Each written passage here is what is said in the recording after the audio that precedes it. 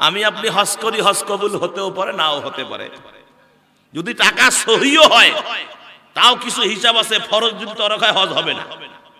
হজের যে ফরজ আছে, ওয়াজিব আছে, এগুলো যদি আপনার বাতিয়া হয়, সমস্যা হয়, তাহলে আপনার হজ হবে না। আর যদি হারাম টাকা হয়, তাহলে তো হজ ডবল হবে নাকি? হ্যাঁ, বিধবাকে ঠকা, ইতিমকে ঠকা, মানুষের জমির বেদখল করা, তারপরে সরকারের চেয়ারত বসে সমানে মারা, এই টাকা দিয়ে প্রত্যেক বছরে হজে যাওয়া, কথা কোন না কেন? হ্যাঁ, তাহলে তো এগুলো ডবল হজে, একবার হজ করে দুইটা হজের সওয়াব নাকি কোন? আমার ভাইয়েরা, অত তামসা বাদ দেন, এ তামসা হবে না।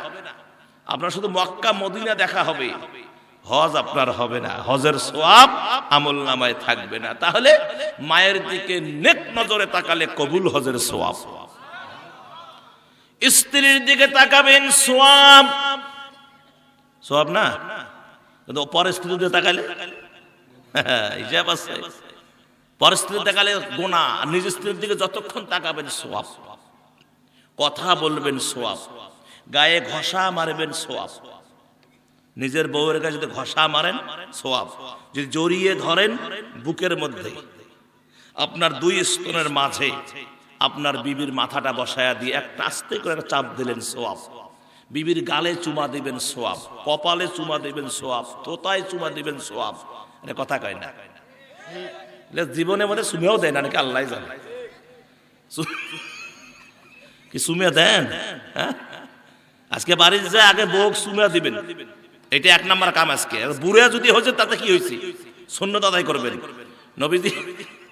নবীজি বলেছেন, প্রত্যেক নামাজের আযান হওয়ার সাথে যারা মসজিদে যাও, বিবিকে জড়িয়ে ধরে কপালে চুমে দেওয়া যায়, এটা আমি রাসূলের সুন্নত। লাভ হলো ওই বাড়িটা জান্নাতের বাগান হবে, শান্তি প্রতিষ্ঠিত হবে। সুবহানাল্লাহ। জীবনে মেলা ওয়াজ, আজকে নতুন কিছু ওয়াজ শুনে যান, বাড়িতে গিয়ে আমল করবেন। বউকে গিয়ে আজকে চুমা দিবেন, পারবেন না? হ্যাঁ। আর মায়েরা প্রস্তুত থাকবেন, স্বামী কিন্তু আজকে আপনার ঘরে যাবে, চুমা দিতে ধরলে বাধা দিবেন না, কেননা এটা রাসূলের সুন্নত। সুবহানাল্লাহ। তাহলে বউয়ের দিকে তাকালে অন্তরটা জুড়িয়ে যায়।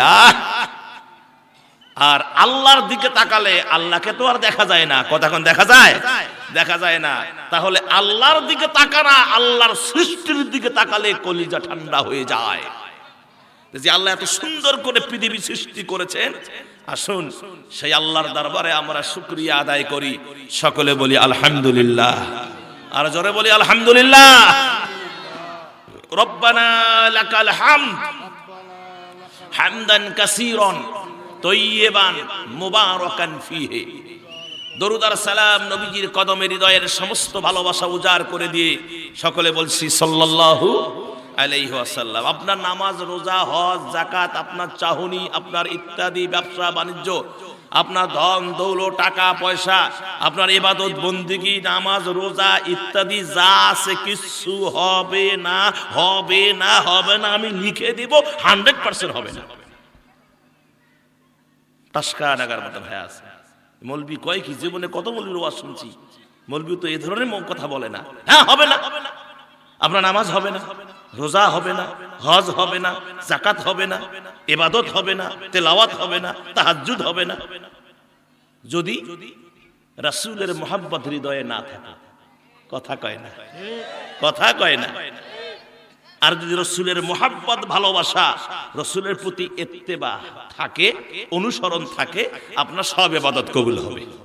সুবহানাল্লাহ। হ্যাঁ, তাহলে সেই নবীকে আজকে আমরা ভুলে গেছি, নবীর সুন্নতকে ভুলে গেছি। কয়জনের বাড়িতে দস্তরখানা আছে আমাকে দেখান, কয়জনের বাড়িতে দস্তরখানা? আমার নবীকে যদি আপনি মানেন, তাহলে নবীজি যে জিনিসগুলো ব্যবহার করেছেন, নবীজি তসবিহ ব্যবহার করেছেন, টুপি ব্যবহার করেছেন, নবীজি জুব্বা ব্যবহার করে দস্তরখানা ব্যবহার করেছেন, নবীজি নামাজ পড়েছেন, নবীজি রোজা করেছেন, নবীজি হজ করেছেন, নবীজি দান করেছেন, নবীজি কি পরিশ্রম করেছেন, নবীজি বকরি চড়াইছেন, নবীজি উট চড়াইছেন, নবীজি মানুষের বাড়িতে কাজ করছেন।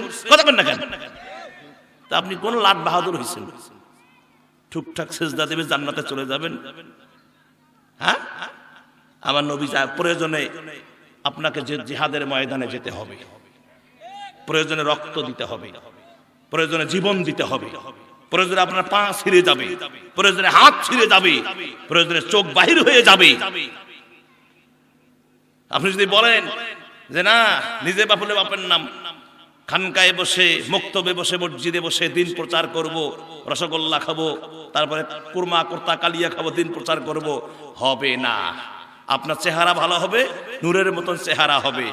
নবীজি স্পষ্ট বলেছেন, আবি হুরায়রা রাদিয়াল্লাহু তাআলা আনহু ক্বালা ক্বালা রাসূলুল্লাহি সাল্লাল্লাহু আলাইহি ওয়াসাল্লাম মান মাতা ওয়ালাম ইয়াগজু ওয়ালাম ইউহাদ্দিস বিহি নাফসাহু মাতা আলা শু'বাতিন মিনান নিফাক।